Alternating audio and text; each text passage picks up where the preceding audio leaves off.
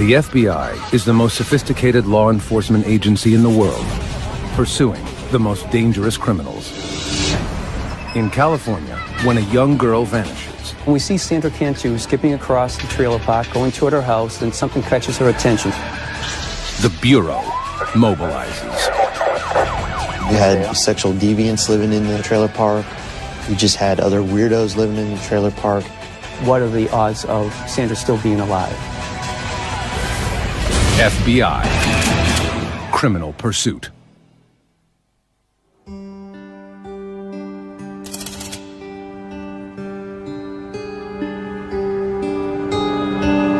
March 27th, 2009.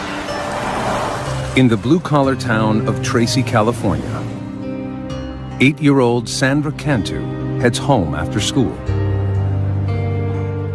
The second grader makes her usual afternoon rounds, knocking on doors and looking for playmates in her mobile home park. I'll let her know you came by, okay? All right, all right. There's only 100 people that live here, so it's a very close-knit community. All the residents here knew each other and pretty much trusted each other.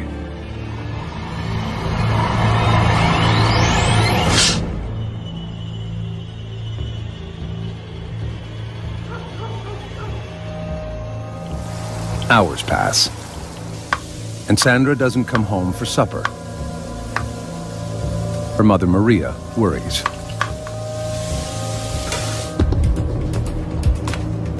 She begins calling her daughter's friends.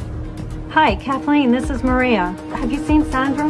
No one has seen Sandra for hours. Okay. Maria always told the kids not to go outside the trailer park, and the kids never did. So when she went looking for her and couldn't find her, she knew something was wrong. Just before 8 p.m., Maria calls the Tracy Police Department. Tracy, please. Well, I have a missing daughter. Okay, how old is she? She's 8. When's the last time you saw her? Oh, it was about 3. She told me she was going over to this one girl to play, and she hasn't been home. And I went looking all over. There's a 72% chance of finding a missing child in the first several hours. After that, every hour that passes, it drops off. It's a statistic Tracy's new police chief, Janet Thiessen, can't stop thinking about. Though she's been with Tracy PD for less than 2 months, the chief is a veteran of law enforcement, and she's afraid for Sandra's life. Statistics tell us if a child has actually been abducted, whether it's a known person or unknown, the likelihood that that child will be murdered is most often going to happen within those first 3 hours. The police get a detailed description of Sandra and what she was wearing. They learn that Sandra lives with her mother, grandparents, and 3 older siblings. Everyone was home that afternoon, but no one saw Sandra playing outside. There was just one witness, a surveillance camera Sandra's grandfather had installed outside the family home to prevent vandalism. The lens captured Sandra's movements at 4 p.m., right before she vanished. Sandra had the little Hello Kitty pink t-shirt on, looked like black leggings. This was the last that we knew she was in the mobile home park. So that was pretty important for us. It really helped us lock down that time frame. Investigators learned that Sandra's divorced parents are undergoing a support payment battle. Could Sandra's father have taken her? Dad had been out of the picture since Sandra was a young girl. We were able to verify that her biological father was not in Tracy at the time that she went missing. Sandra's father is quickly ruled out as a person of interest. Hours have passed since Sandra disappeared, but there is no sign of the little girl. It's the worst thing imaginable. You have this horrible feeling in your gut that something's terribly wrong, and you don't know what it is. Maybe she's lost, facing some hypothermia. We may have a child who's dehydrated, who's very hungry. If she hadn't found shelter somewhere and wasn't someplace safe, then this was not a good situation for her. A mother of two, Chief Thiessen empathizes with the family's growing anxiety. It's just heart-wrenching, and we have a job to do. We have to move forward through it. But I think there's that human side of all of us that we think in the back of our mind, is this going to be that time where it's bad?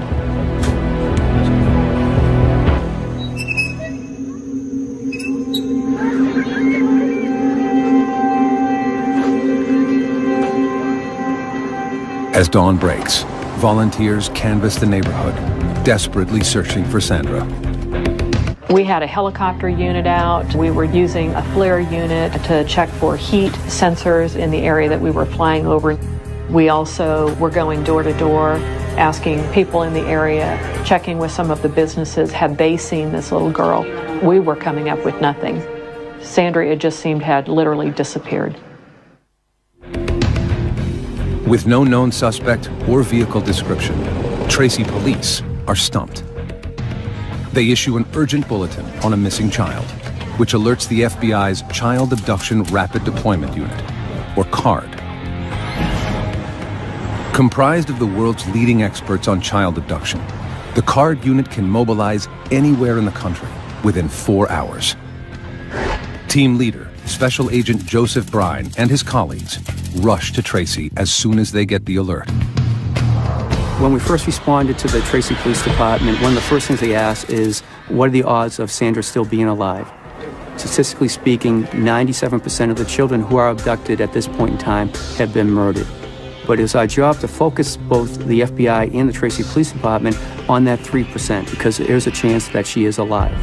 For the first time in his 15-year career, Special Agent Brine gets a first-hand look at what is at stake in the video of Sandra's last known moments. To see Sandra was something, as an FBI agent, you don't see on a regular basis.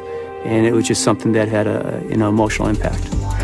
The case hits close to home for Special Agent Todd Davis. I had 3 little girls that I raised, and so it's very emotional, particularly when you're trying to find a child. You get very focused on that, and you forget to eat. You don't sleep when you go home. You can't get that out of your head. The FBI's first priority is questioning all the residents inside the neighborhood. They quickly realize that Sandra's popularity makes everyone a suspect. So, how was your day? Good. She talked with everybody. She always asked if she can help with the yard or help cooking. She liked to cook. Sandra was very friendly. She had a way to just capture your heart, and she had a beautiful smile. She was always smiling. Like most of the children here, Sandra was allowed to roam free, and everyone opened their doors to the little brunette with a quick smile. The kids just would go out and play all together, and it's a small place, so we just knew that she'd be safe. Every little detail sometimes will reveal some kind of pattern, some kind of activity that may lead to a significant turn in the case. Sandra was in just about every trailer, and she knew just about everybody. So it made our job a little bit more difficult because every trailer was now in play for us to investigate. Roadblocks are put in place around the area, and all vehicles searched. Investigators have no solid leads until they get a tip from a concerned neighbor, the mother of Sandra's best friend. The neighbor sends a text message to Sandra's mother that a large suitcase was stolen from her driveway around the same time Sandra went missing. It could be an unrelated incident, but investigators are concerned. The neighborhood borders the 205 freeway, which connects the Bay Area to the town of Tracy. It would have been very easy for someone to come into this area, drive a couple blocks, see this little girl, and pick her up. If in fact it was a stranger abduction in that type of a scenario, would we ever be able to get any information? The FBI speculates about who Sandra's abductor might be. Our behavioral analyst unit told us that we should be looking at predominantly male individuals who knew Sandra, who resided in the trailer park. So we started to look at individuals who had contact with Sandra over the past couple of years, adult males in particular. But at this point, their profile is hypothetical and only based on statistics. In this case, we don't have a crime scene, and without a crime scene, there really is insufficient information that we can use to form a profile about what might have happened. There's one other thing the FBI profilers know is likely: that Sandra's abductor knows her well and is someone close to home. For the most part, we remain fixated on the idea that an offender is going to be familiar with the victim or the victim's neighborhood in some way. Tracy Police Detective Tim Bauer is on the investigative team. He's been to the trailer park on other cases and recognizes Sandra's family. Like everyone else, he can't rest until the girl is found. And this is the type of case that you could not think about even when you're not at work. And you want to be here 24 hours a day yourself looking for the child that's missing. The FBI works with the Tracy PD to quickly put together an emergency operations center. We utilized about 65 FBI agents and about 26 detectives from Tracy PD. You'd have a whole row of people that were managing the tips as they came in off 3 different computers. Every second counts, and investigators want as many people as possible to know about the case. Everything was such a blur. We had been talking to the media to try and get her picture out there so people were aware of her in case they saw her. We wanted our little girl home. No resources spared, as searchers use helicopters with thermal imaging, dive teams, cadaver dogs, and volunteer foot patrols. 2 of the largest searches for a missing person that have ever been done in Northern California's history. We had approximately 250 people out searching for Sandra. A lot of the police officers told us that it was like they were searching for their own daughter. Sandra became Tracy's daughter. Everyone's hopes sink when a search team at the town dump unearths a pink shirt, exactly like the one Sandra was wearing. Investigators approach her family with solemn news of their discovery. After talking with the family again, we were able to figure out that it was not the right size. It was almost that sigh of relief. Okay, we still are operating on the belief that we are looking for Sandra being alive. If Sandra is still alive, investigators know that time isn't on their side. On video. They pore over the last known images of her, searching for the smallest clue. She looks like she's coming towards home, then all of a sudden she turns her head to the right and heads off in a different direction from where she was coming. I probably looked at it 40, 50 times, trying to figure out what else might have happened that caught her attention. Nothing more is seen on the tape until a neighbor drives by 8 minutes later. A canine unit can only track Sandra's scent for a couple of yards. We had some dogs track her scent down this street. So we know, of course, she traveled to the end of the street up to that corner. And that's the last scent that we were able to pick up at that point. Investigators interview anyone in the neighborhood who is a registered sex offender or has a criminal record. The list of persons of interest is shockingly long. Sunday. You had sexual deviants living in the trailer park, people on probation, parole living in the trailer park.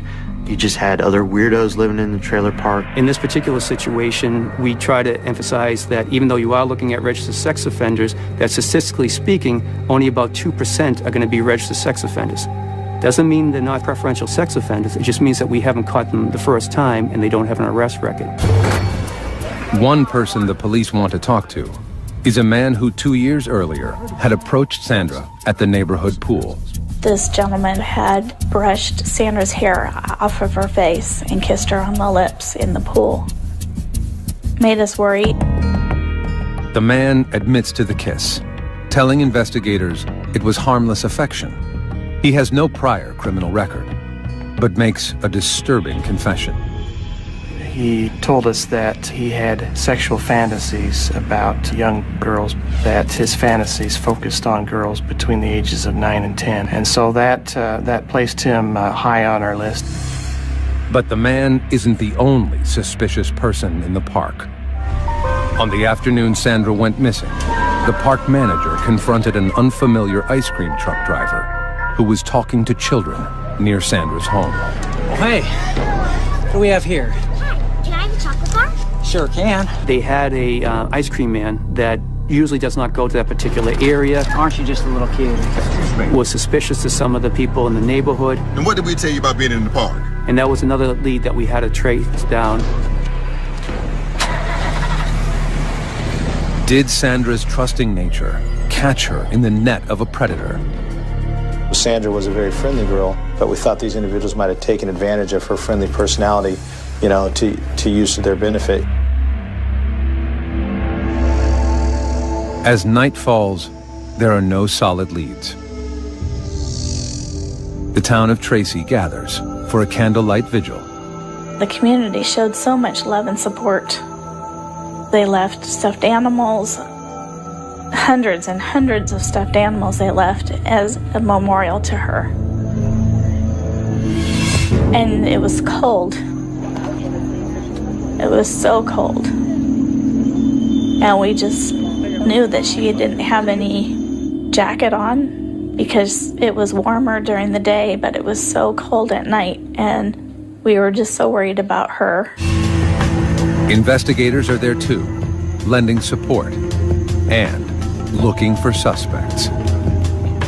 The peaceful ceremony is shattered when a woman frantically approaches FBI agents. She's screaming, "I found something, I found something." It says Cantu. So myself and a couple other agents and one of the police officers, we follow after her. She's still hysterical, she's still yelling, she's still screaming. We get over to where the mailboxes are in the complex, and she just plops down. She points, it's over there.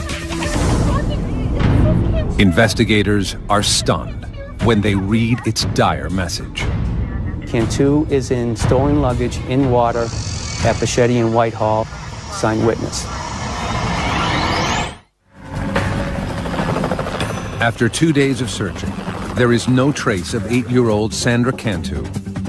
All the FBI and Tracy, California police have is a growing list of persons of interest. There were several individuals in the trailer park that jumped out at us that needed a little extra attention. These were individuals that had either been involved in drugs, crimes against children. Then, a startling lead lands in the lap of investigators. A neighbor walking to a candlelight vigil for Sandra finds something suspicious in the park. I was just walking by and I saw it here on the grass and Investigators gather the note, which has a chilling message. The note said, Cantu is in stolen luggage in water at Pachetti and Whitehall, signed witness. San Joaquin County Deputy District Attorney Thomas Testa is suspicious. And what's so interesting about this note is it almost looks like there are deliberate misspellings. I mean, a very simple word, on, is misspelled. And an FBI expert looked at it and gave an opinion that it looked like someone was camouflaging their writing, hiding their true writing. Is the note true? Or is someone trying to throw the police off track? Investigators can't take that chance. At daybreak, agents immediately order a search of the ponds near the address, 2.5 miles from the trailer park. The intersection borders a river and a dairy farm, and there are several settlement ponds for cattle manure runoff. Investigators aren't sure where to look. In the settling ponds, it makes it extremely difficult to search because of the sewage that had flowed into those settling ponds from the dairy. It makes it impossible for divers to locate anything. Investigators have no idea whether Sandra's body is in the pond. They have a lot of questions and turn to the note's messenger for help. 28-year-old Melissa Huckabee is the same neighbor who reported a suitcase stolen from her driveway the day Sandra went missing. When the agents interviewed Melissa at her trailer, she told them she was especially alarmed when she saw the note referencing that the child had been placed in the suitcase because she said her suitcase was large enough to fit a child in. A friend of the family, Melissa is a single mother raising a 5-year-old in the home of her aging grandparents. Her daughter is Sandra's best friend. Her daughter played with Sandra, and her family was church-going people. Her grandfather was the pastor at the church around the corner. And she was a school teacher there. So as a family, we felt safe having her there. But the agents are suspicious about Melissa's involvement and dig further. Why she was not statistically, the person that we profile for this type of investigation, the fact that she had injected herself into this investigation, the fact that her story was not very credible was a concern for us. Melissa has a partial alibi. At the time Sandra disappeared, Melissa was alone at her grandfather's church decorating her Sunday school room. Phone records prove she placed a call from the church to the trailer park manager around the time Sandra went missing. Even so, agents search Melissa's car. We found a blue self-sticking note, and when we retrieved that note, looked at it more carefully, we noticed that there was some scribbled handwriting. Closer inspection of the note reveals something suspicious. And our evidence response team was able to isolate the scribbled writing on top and adjust the color and contrast and shading. Underneath the handwriting were 3 words: Bachetti, Whitehall, and water. The address is the same as the one written on the note Melissa supposedly found. Is she the author of the ominous message? In Melissa's messy bedroom, agents find a notebook hidden below the nightstand. It is the same type of paper as the note, and a page is missing. It also contained on it some indented writing that we held up to an alternate light source, and our evidence response team was able to discern a couple of letters that exactly matched letters found on the anonymous note. Investigators are now certain that Melissa wrote the mysterious note. But why? Is this an attention seeker who somehow wants their 15 minutes of fame, or is it a situation where this person is trying to find out what do the police know and how close are they getting to me?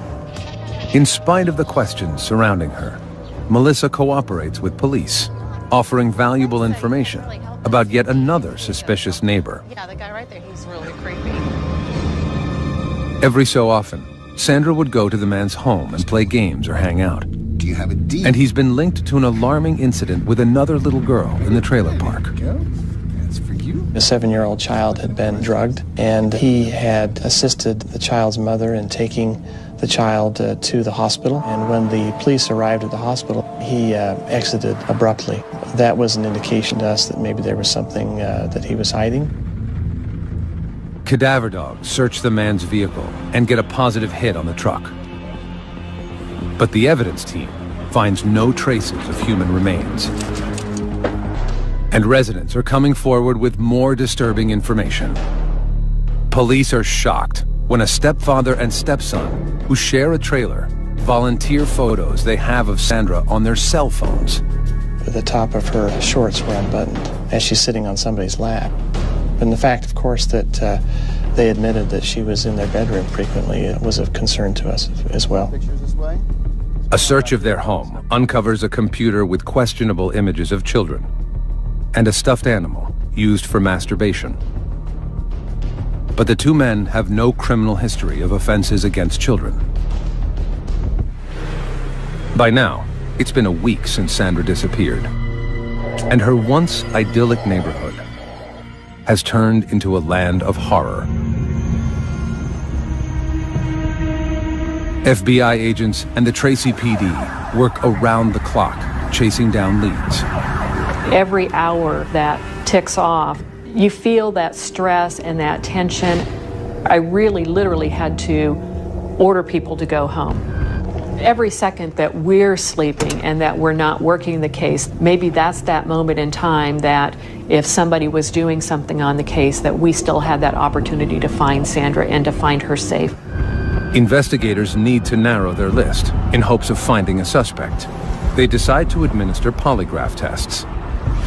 They start with the man who had kissed Sandra at the local pool. He passes. His alibi also pans out.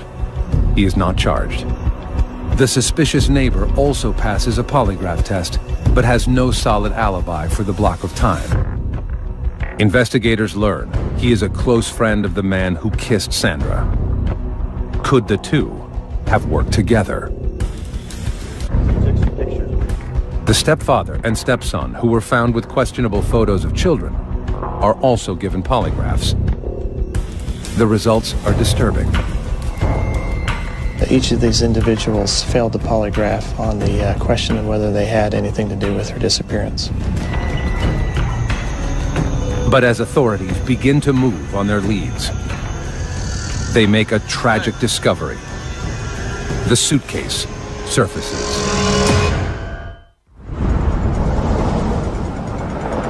It's been 11 days since 8-year-old Sandra Cantu vanished from her trailer park in Tracy, California. 2.5 miles away, workers at a dairy see a suitcase floating in the water. They call the sheriff, who rushes to the scene with Tracy PD and the FBI. Is she in there? We wanted to know, but at the same time, we didn't want to open at the scene, obviously, because we want to protect the integrity of what's inside. Hairs and fibers, other pieces of evidence that can link us to who did this, if this is actually Sandra in the suitcase. The suitcase does not have any identifying marks, but the zippers are tied together with a thin white string. Standing knee-deep in sewage, the evidence team lifts the suitcase and places it in a body bag. Immediately, the one thing you noticed was the weight of the suitcase. There was definitely something inside the suitcase. As we start to carry the body bag out, all of a sudden you could smell the smell of death. Investigators deliver the bag to the San Joaquin County Medical Examiner. He carefully cuts the white cord on the zipper and opens the case. Inside is a young girl, curled into the fetal position. Dental records and her clothing confirm what investigators don't want to hear. It is Sandra Cantu. It's devastating. You know, we lived up to this moment that she's still alive. We gotta find her. She's still alive. We can find her. We can find her. And then, at this point, we can't. The only thing we can do to help her now is by finding out who did this. Sandra's body is fully clothed, in the same outfit she was wearing when she disappeared. Toxicology reports reveal she was drugged with benzodiazepine, a powerful sedative. There are no obvious injuries on Sandra's body. No scratches, bruises, or cuts, except a small scrape on the inside of her bottom lip. The coroner determines that she was sedated, then smothered, before being put in the pond. And there's something else. The doctor determined that she had been sexually assaulted, and at first was kind of confused because of the angle that had been used for the sexual assault, and kind of determined that it had been with a foreign object. After assaulting her, Sandra's killer completely redressed her body. What it suggests to me is that this was an individual who knew Sandra and perhaps may have felt remorse and wanted Sandra to be presentable. Special Agent Marcus Knudsen stays with Sandra's body as she is taken for x-rays and then to the morgue. Knudsen, himself a father of a young girl, can't bear to leave Sandra alone in the dark again. It hurts because this is a young girl. She had everything going for her. You know, why? Why take the life of a young girl? The case is now officially a murder investigation. But before authorities can begin, Chief Thiessen has the painful task of informing Sandra's family. It's so hard when you see something that's happened to a young child There's no easy way to tell somebody that your child is dead. It's news Sandra's family is not prepared to hear. When they came to tell us that they found Sandra, the most primal screams that you can imagine, and wailing and disbelief and just not wanting it to be true. To me, she was a beautiful baby.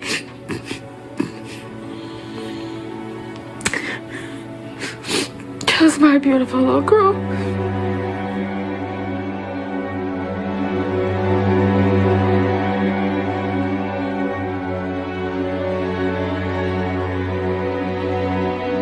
Once I had delivered the messages, I needed to have a few moments just by myself. This was just so highly charged. I had to take a few minutes, and I'm sure that there were a few tears that escaped. And then it's back to take that deep breath and back to the job at hand. Now we had a killer to find. Authorities know the killer is on the loose and could strike again. And the messenger of the note, Melissa Huckabee, is now their prime suspect. Now that we found the body described in the note and the type of suitcase matched the suitcase that had been supposedly stolen from Melissa's trailer on that day, that certainly pointed in her direction. Investigators want to polygraph Melissa, but they can't.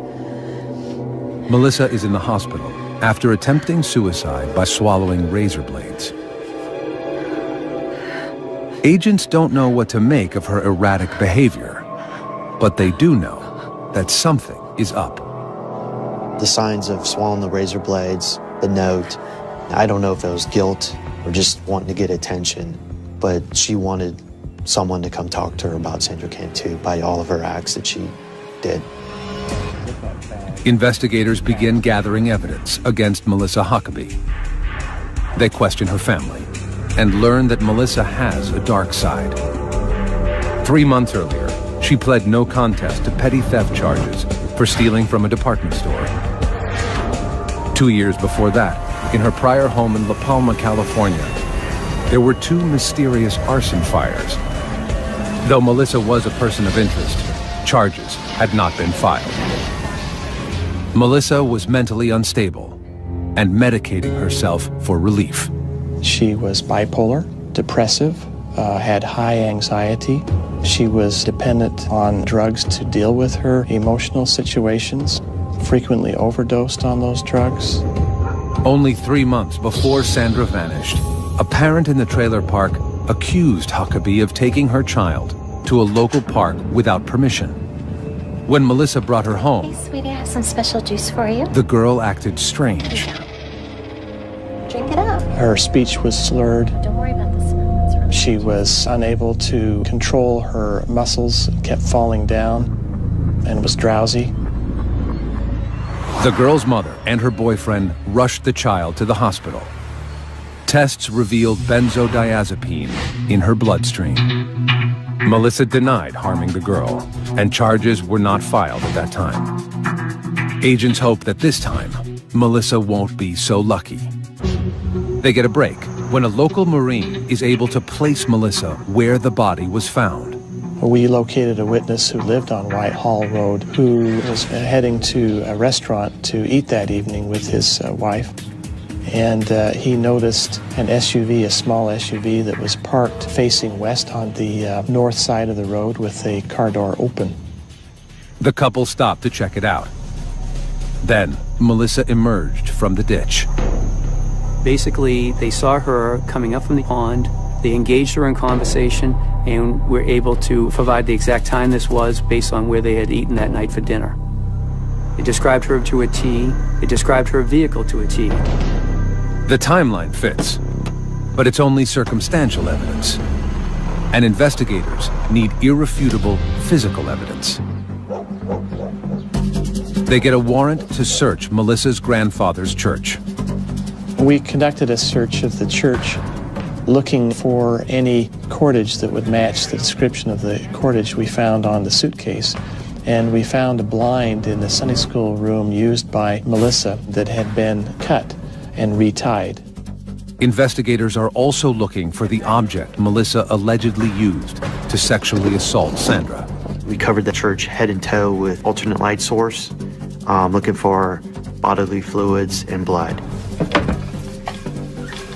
In the kitchen, they find a bent rolling pin. And the rolling pin had one side that had a red smudge on it. So they collected it with gloves, of course, put it in a bag, and tried to find fingerprints on it, and collected that smudge. Now, agents have to wait for the crime lab to do its work. They want the case to be rock solid before they make an arrest. They won't have that luxury. 5 days after entering the hospital, Melissa Huckabee is released. Her daughter and grandparents have left town, and her house is empty. Police wiretap Melissa's phone.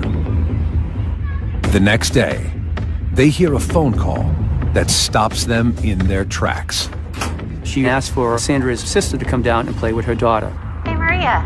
Yeah, I was wondering if your daughter could come over and play with Mike. Clearly, the concern for the Tracy Police Department and the FBI was that Melissa Huckabee was now asking this girl to come down so she could kill this young girl, just like she had killed Sandra.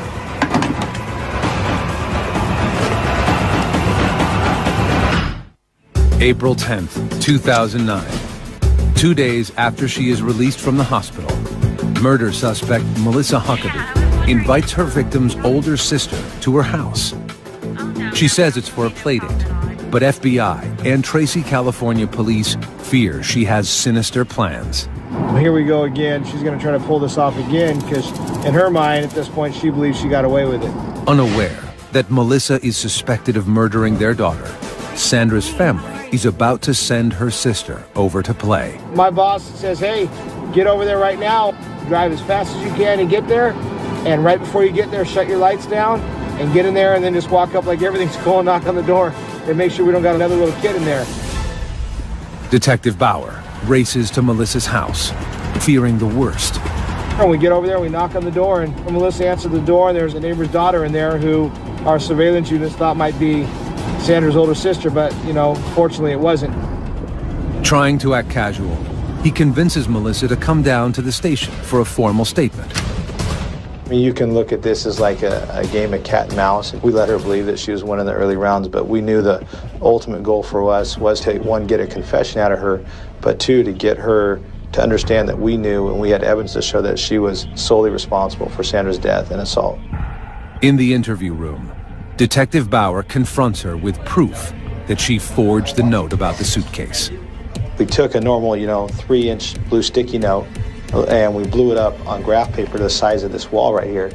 And it had the 3 words on it that were scribbled out, Pachetti Whitehall Water. And the person wrote this note and it had to be the only person that knew where Sandra was. Melissa denies everything. After 5 hours, Detective Bauer confronts Melissa with the evidence that cracks her lies wide open. Between 5:30 and 5:40, 2 people saw your car stopped on Whitehall Road. They saw you come from out of the bushes on Whitehall Road, and someone asked you what? When I was okay, and I said I was going to the bathroom. What were you doing, Melissa?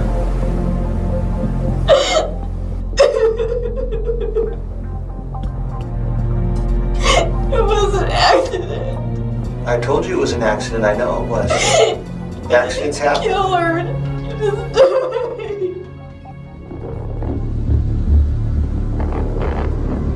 Melissa claims Sandra's death was a horrible accident, a misguided game of hide and seek with Melissa's daughter. Melissa says she became distracted and forgot about Sandra in the suitcase. She drove to her Sunday school room at the church and began working. I went in the church. I was there. And when I came outside, I looked at my suitcase. I went to take it out and it was heavy. And she was in there. And she wasn't breathing or anything. What did she look like? She looked pale. I thought that I killed her. Huh?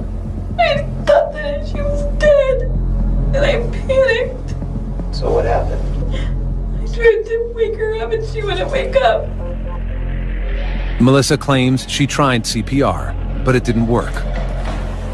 She zipped the girl back into the suitcase and decided to hide the body in the pond. Dead, and I killed her. I didn't want anybody to think that I had killed her. But I didn't know what else to do. Melissa denies sexually assaulting the little girl, but her partial confession is enough for Tracy PD to arrest her for the murder of Sandra Cantu. Investigators tell Sandra's family the stunning news. We felt very betrayed to know that it was Sandra's friend's mother who did this. Forensic tests on the evidence from Huckabee's home and the church confirm what investigators already know, that Sandra's death was no accident. Reports reveal that the metal rolling pin in the church kitchen contains traces of Sandra's DNA. Sandra had never been in that church, so her DNA should not have been on that. So it was a real powerful piece of evidence. The cord from the blinds in the church are compared to the string on the suitcase. The laboratory came back with a report indicating that that cordage was the same size, color, dimension, and substance as the cordage found on the suitcase. Analysis of Melissa's home computer suggests that Sandra Cantu's murder was coldly premeditated. We found an article detailing the murder of a child, and that child had been murdered by her grandfather and placed in a suitcase, and the suitcase had been thrown in a river. Based on the evidence in this investigation, it appears that this was premeditated, and it was a sad opportunity that presented itself, and she took advantage of it. The forensic evidence is the final piece of the puzzle. Authorities use it to construct a timeline of what happened to Sandra, beginning with the surveillance tape. At 4 p.m., Sandra walked off screen in the direction of Melissa's home. Sandra, come on over here with me. Come here. You want to help me decorate the church? Sure. Okay, come on, let's get in. 8 minutes later, Melissa's car drove by.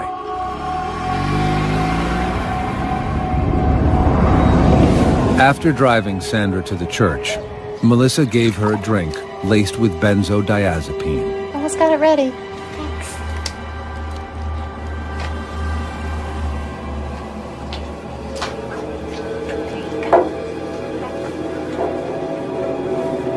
Go ahead, drink it all out.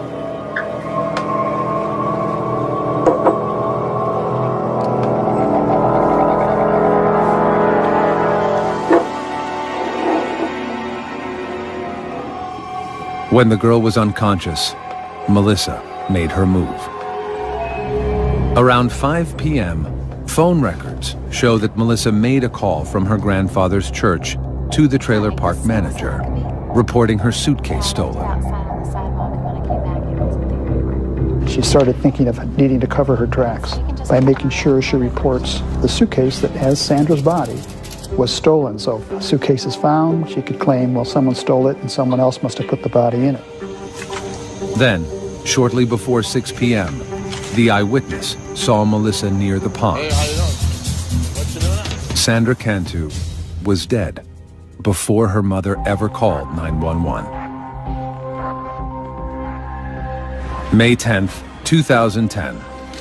Faced with overwhelming evidence, Melissa Huckabee takes a plea deal and admits guilt in the kidnapping and murder of Sandra Cantu. All other charges are dropped, including charges of drugging and rape. And I think that's a testament to the strength of the case and to the credit of the detectives and the FBI, is that she probably thought there was no way out. She probably would have been given the death penalty had the case gone to trial. Melissa is now serving life in prison without parole. When asked why she killed Sandra, Huckabee has no answer. She never would tell me why she did it. To this day, she still says, I don't know why I did it. She knows why she did this, and she just won't tell anybody. We don't care. I don't care. to know, because it's a sick individual that would do something like this to a child. We view Melissa as a monster.